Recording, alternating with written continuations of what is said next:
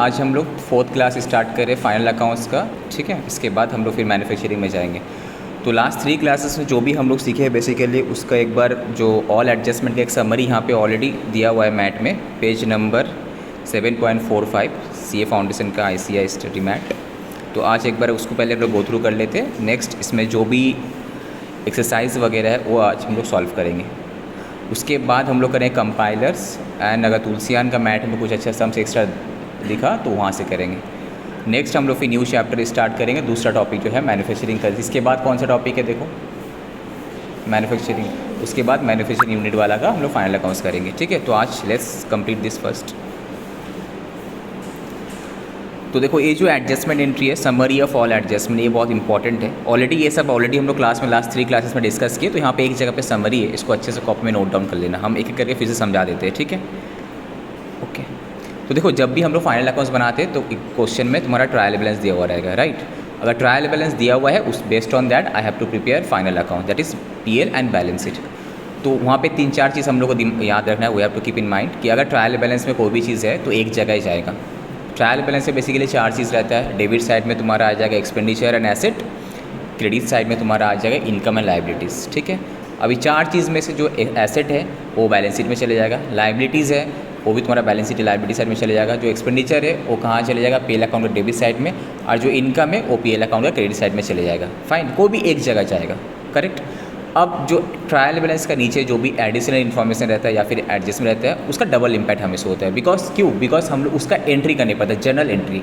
तो general entry का तो एक चीज़ डेबिट होता है तो दूसरा चीज़ क्रेडिट होता है। तो दो जगह इम्पैक्ट करेगा ही करेगा, आइदर PL बैलेंस शीट या PL में ही हो जाएगा। एक बैलेंस शीट का कोई भी 2 जगह अल्टीमेटली इम्पैक्ट होगा, ये हमेशा याद रखना, ठीक है।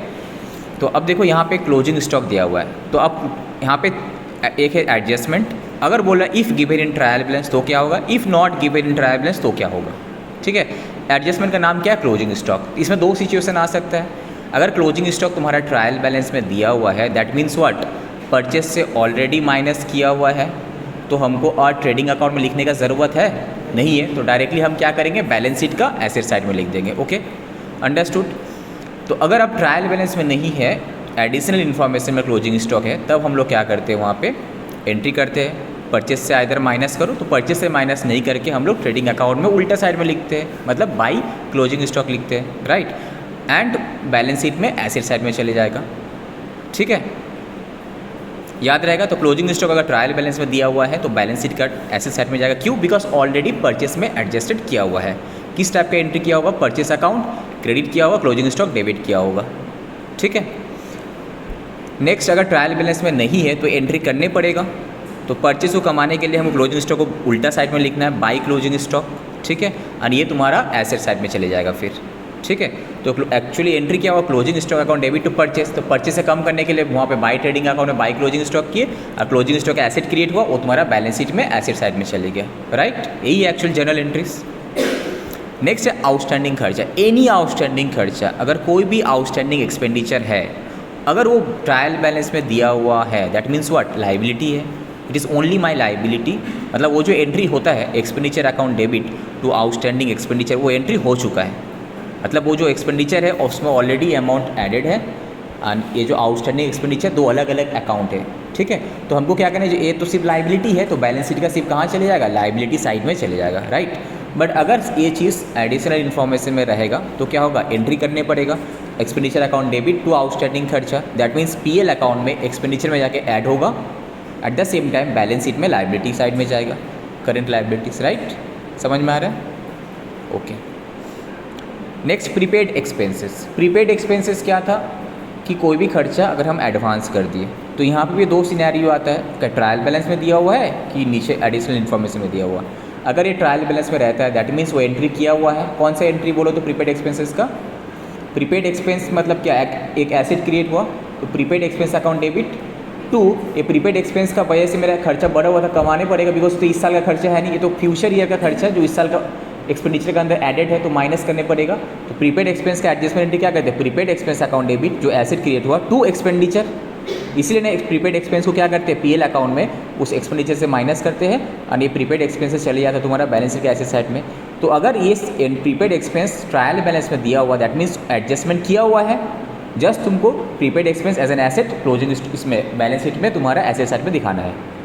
अगर ट्रायल बैलेंस में नहीं दिया हुआ तो एंट्री करना है, तो एंट्री करना है मतलब double impact, prepaid expense account debit to expenditure, तो ट्रायल तो पीएल अकाउंट में उस एक्सपेंडिचर से प्रीपेड एक्सपेंस माइनस होगा।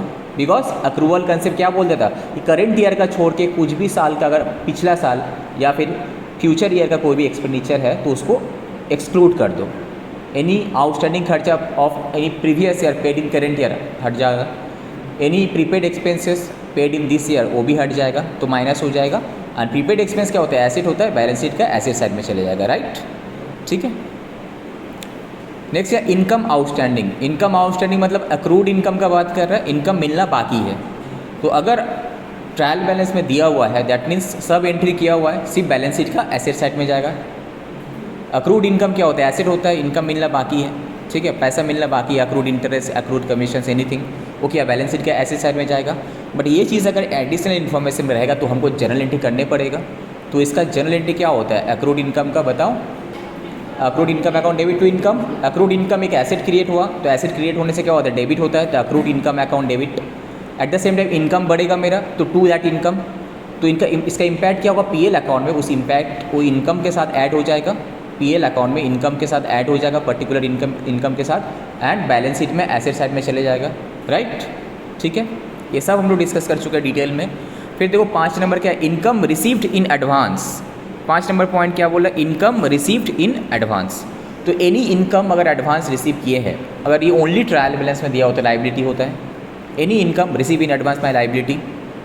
इनकम मेरा इनकम तभी होता है जब ये करंट ईयर रिलेटेड होगा, अगर एडवांस इनकम मिल गया तो मेरा लाइबिलिटी बन जाता है। तो अगर ट्रायल बैलेंस में दिया हुआ है तो लाइबिलिटी है, बैलेंस शीट का लाइबिलिटी साइड में जाएगा। अगर एडजस्टमेंट में दिया हुआ है तो क्या होगा, एंट्री करने पड़ेगा हमको। इसका जनरल एंट्री क्या होता है, इनकम अगर एडवांस मिल जाए तो बैंक अकाउंट डेबिट पैसा मिला होगा हमको, टू एक लाइबिलिटी क्रिएट हुआ, तो bank account debit to liability create हुआ होगा। ठीक है, अब इसके वजह से क्या होगा, अब ये जो बैंक अकाउंट डेबिट ये इनकम का अंदर घुसा है तो इनकम से माइनस करने पड़ेगा। ठीक है, तो अल्टीमेटली फिर एडजस्टमेंट क्या होगा, income account debit to liability. तो इनकम अकाउंट जो था उसको डेबिट करना है, इनकम को कम करने से के लिए क्या करने पड़ता है, इनकम को डेबिट करने पड़ेगा हमको, राइट। वो भी इनकम अगर एडवांस से मिला उसको अगर कम करना है तो उसको डेबिट करना है, तभी जाके माइनस करते हैं हम लोग। ये लाइबिलिटी है, फिर बैलेंस शीट का लाइबिलिटी साइड में चले जाएगा। ओके, अंडरस्टूड यहाँ तक।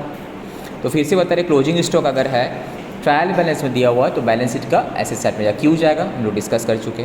अगर एडजस्टमेंट में है तो डबल इम्पैक्ट है, एक तो ट्रेडिंग अकाउंट में आएगा प्लस बैलेंस शीट में आएगा। ओके, नेक्स्ट आउटस्टैंडिंग खर्चा। अगर आउटस्टैंडिंग खर्चा एक्सपेंडिचर्स है तो अगर ट्रायल बैलेंस में दिया हुआ है तो बैलेंस शीट का लाइबिलिटी साइड में जाएगा।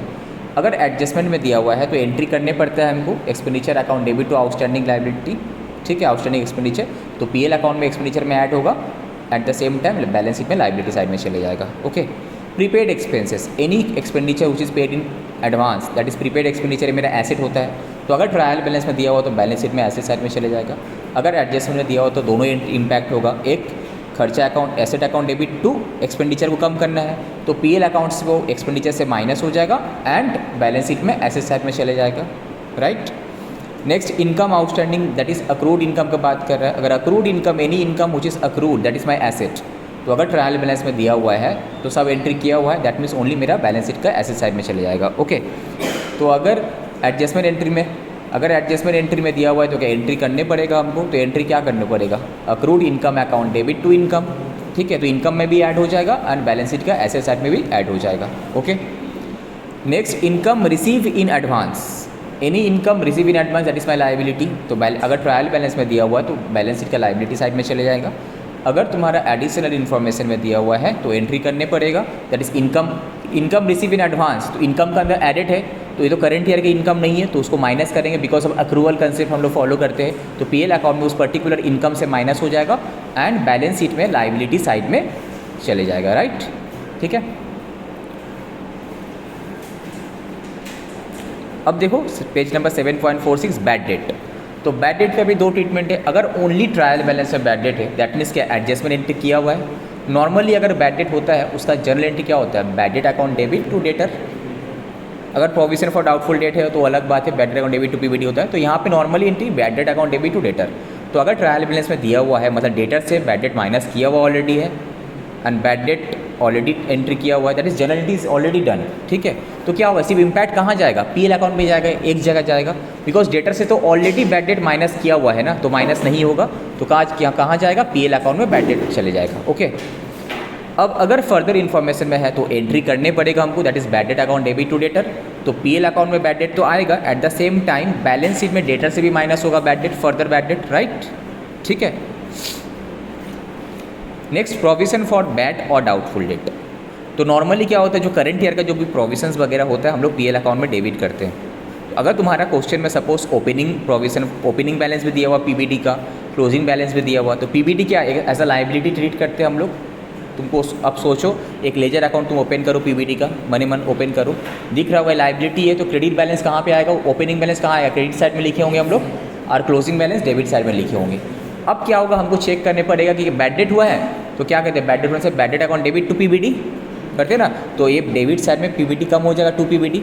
अब इस साल प्रोविजन क्रिएट करना है, तो हम लोग देते हैं क्लोजिंग बैलेंस डेटर का कितना है, उसके ऊपर इतना प्रोविजन क्रिएट करना है, तो बाय पीएल अकाउंट में अल्टीमेटली चले जाता है, अल्टीमेटली देखना सब मैच कर जाएगा। एक ही ऑप्शन था, तो जितना तुम बाय पीएल अकाउंट किया होगा वही पीएल अकाउंट में डेबिट में आ जाएगा, राइट।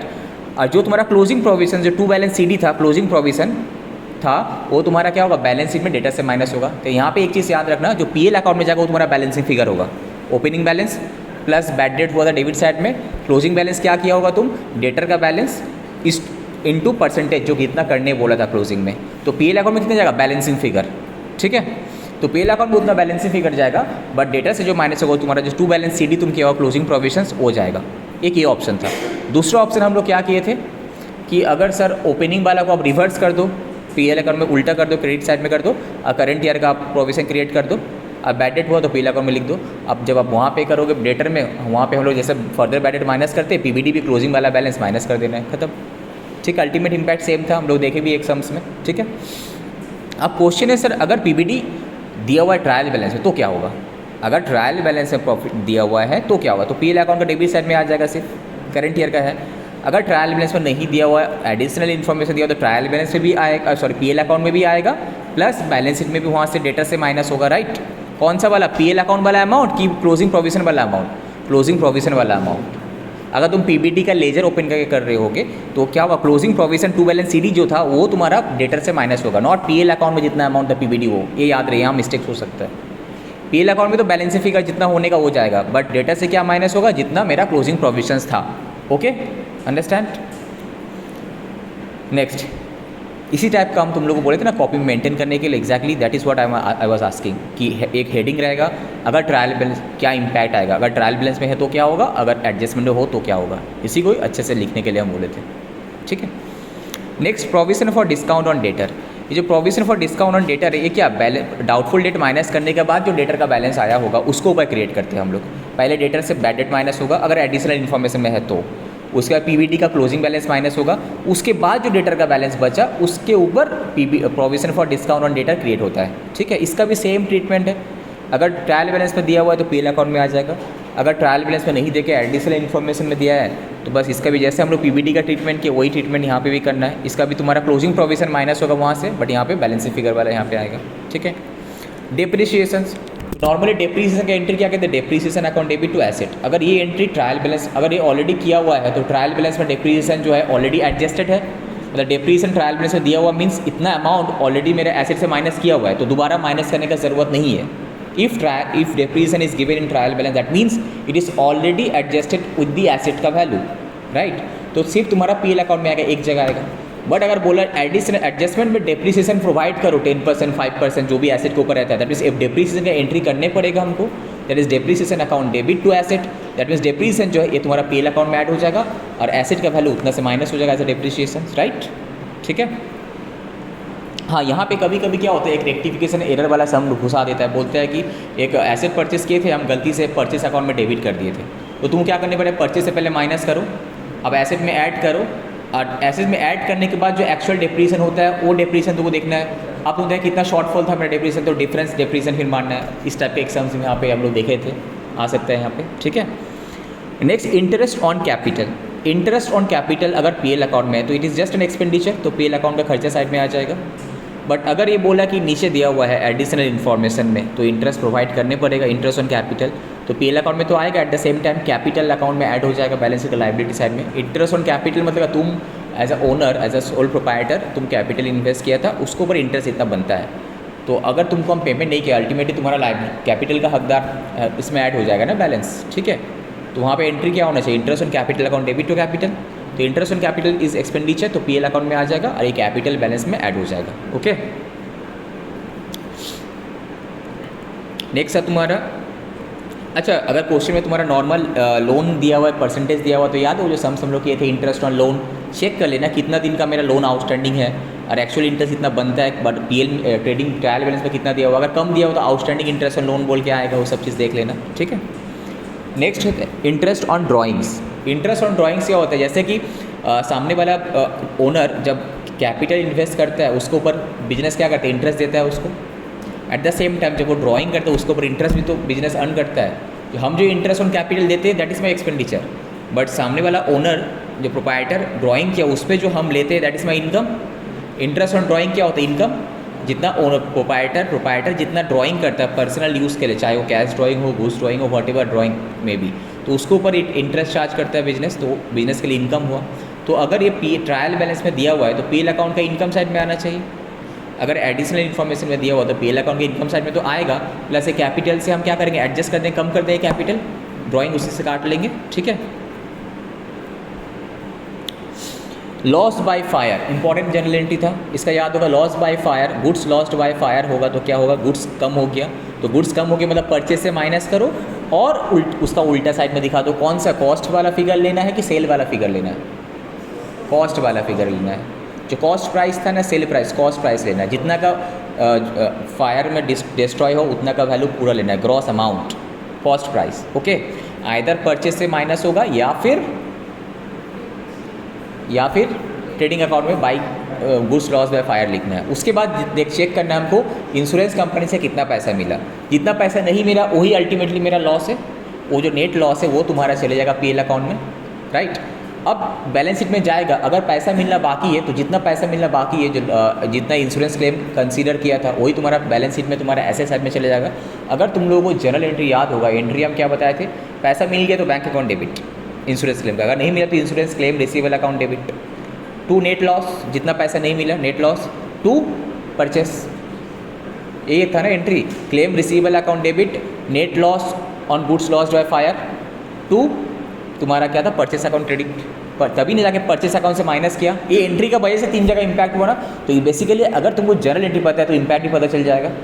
परचेस अकाउंट क्रेडिट हुआ तो परचेस अकाउंट से पूरा ग्रॉस अमाउंट माइनस होगा, पीएल अकाउंट में नेट लॉस बोल के डेबिट होगा एंड तुम्हारा एसेट बोल के क्रिएट हुआ बैलेंस शीट में चले जाएगा, राइट। तो अगर जनरल एंट्री पता है तुमको तो इंपैक्ट भी पता रहना चाहिए, ओके। अब क्वेश्चन है सर अगर एडिशनल इन्फॉर्मेशन में है तो ये तो करेंगे, तो अगर एडिशनल इन्फॉर्मेशन में नहीं होकर ट्रायल बैलेंस में दिया हुआ तो बस नेट लॉस जितना हो वो तुम्हारे चले जाएगा वहाँ पे, ठीक है। Goods withdrawn for personal use, drawing that is called drawing बोल रहा है। अगर ड्राइंग ट्रायल बैलेंस में है तो दैट मीन्स क्या, ये एंट्री किया हुआ ना, drawing account debit to purchase किया हुआ है ना, goods drawing account debit to purchase, purchase से ऑलरेडी माइनस किया हुआ है तो दोबारा माइनस करने की जरूरत नहीं, सिर्फ ये ड्राइंग कहाँ चले जाएगा, बैलेंस शीट का लायबिलिटी में माइनस हो जाएगा, राइट। बैलेंस शीट का लायबिलिटी में कैपिटल से माइनस हो जाएगा। बट अगर बोलता है कि एडजस्टमेंट में है तो एंट्री करने पड़ेगा, drawing account debit to purchase, तो इसका इंपैक्ट कहाँ जा रहा है, एक तो ड्राइंग मतलब कैपिटल को कम करेगा, दूसरा परचेस को कम करेगा। तो देखो हर एंट्री का तुमको जनरल एंट्री सोचना है, तो अगर ये समझ में आ गया तो इंपैक्ट भी पता चल गया, सिंपल सा चीज़ है, यहाँ पे कुछ रटने का ज़रूरत नहीं, जनरल एंट्री हम लोग बहुत अच्छे से किए हैं, ठीक है। Next, goods distributed as free sample, ये क्या होता है, एडवर्टाइजमेंट होता है। अगर ये ट्रायल बैलेंस में है दैट मीन्स ये एंट्री किया हुआ, कौन सा एंट्री किया हुआ बोलो तो, advertisement account debit to purchase, यही था ना entry, advertisement account debit to purchase, ये एंट्री ऑलरेडी किया हुआ है, तो मतलब परचेस से भी माइनस किया हुआ है, सिर्फ हमको पीएल अकाउंट में जाके एडवर्टाइजमेंट बोल के लिखना है, ओके। बट अगर ये एडजस्टमेंट में रहता तो एंट्री करने पड़ता, तो advertisement account debit to purchase करने पड़ेगा एंट्री, तो एडवर्टाइजमेंट बोल के पीएल में तो आएगा, at the same time purchase भी माइनस होगा। तो देखो यहाँ पे पीएल में ही आया 2 बार, बट पीएल में ट्रेडिंग में आया, एक बार पीएल में आया, ट्रेडिंग पीएल में से ट्रेडिंग में एक बार आया, पीएल में आया, तो एक ही में भी 2 इम्पैक्ट हो सकता है, राइट। नेक्स्ट था important, sale of goods on approval basis, approval not at receipt, ये भी हम लोग डिस्कस किए थे क्लास में। ये क्या होता है, सेल ऑफ गुड्स, बताओ न कंसेप्ट क्या होता है इसका,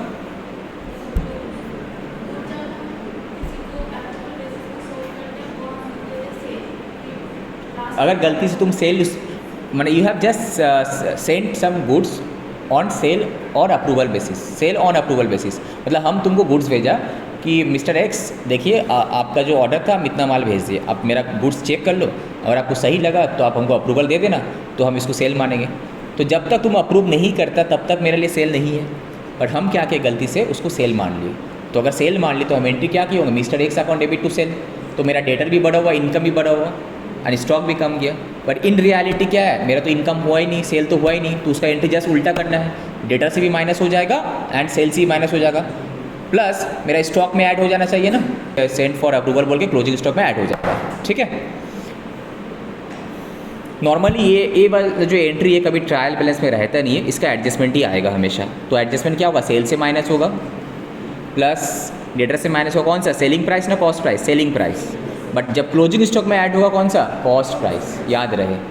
ठीक है, देखो ऑल एडजस्टमेंट एंट्री जितने भी था इंपॉर्टेंट सब कुछ डिस्कस कर लिए, कुछ कुछ अगर छूटा होगा तो ऑलरेडी क्लास में डिस्कस्ड है। इसी टाइप का हम तुम लोगों को नोट्स प्रिपेयर करने के लिए बोले थे, तो एक आइडिया हो गया होगा कैसे नोट्स प्रिपेयर करना है। तो ये एडजस्टमेंट है, अगर ट्रायल बैलेंस में है तो क्या इम्पैक्ट होगा, अगर एडजस्टमेंट में दिया हुआ है तो क्या इम्पैक्ट होगा। पहले जनरल एंट्री लिखना, तो वहीं से तुमको समझ में आ जाए क्या इम्पैक्ट हो रहा है।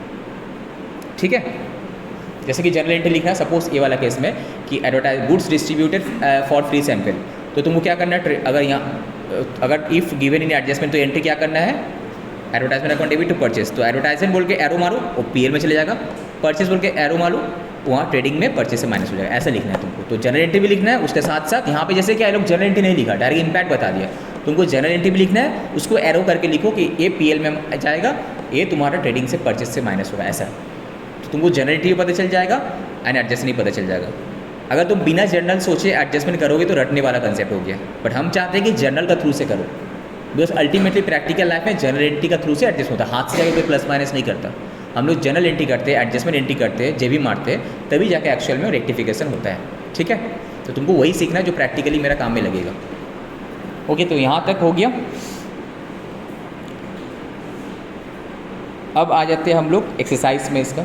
ठीक है, इसमें लास्ट क्लास जो सम्स किए थे वो सम्स अच्छे से प्रैक्टिस कर लेना। ये वाला सम्स था, याद होगा तुम लोगों को शायद, question number 12, very very important. ये अगर लॉन्ग क्वेश्चन में आने का रहा तो ये क्वेश्चन आ सकता है। ठीक है, इस क्वेश्चन को बार बार अच्छे से प्रैक्टिस कर लेना, तो एक फॉर्मेट तुम्हारा रेडी हो जाएगा। Eight the same time adjustment जितना भी किए उसको अच्छे से, बुक में जो लिखा हुआ बुक का भरोसा मत है, तुम उसको कॉपी में नोट डाउन करना जिस तरह से हम बताएं। पहले जनरल एंट्री से उसका लिखना, अगर ट्रायल बैलेंस में है तो ऑलरेडी जनरल एंट्री किया हुआ है तो लिखना ट्रायल बैलेंस में मतलब this journal entry has already been done, तो ओनली इम्पैक्ट ये होगा। अगर टीवीएल में नहीं तो ये जनरल एंट्री करने पड़ेगा, इसका इम्पैक्ट ये होगा। ठीक है, ऐसा करके लिखना। लिखा दे क्या कि समझ में आ गया तुम लोग करना क्या। ठीक है।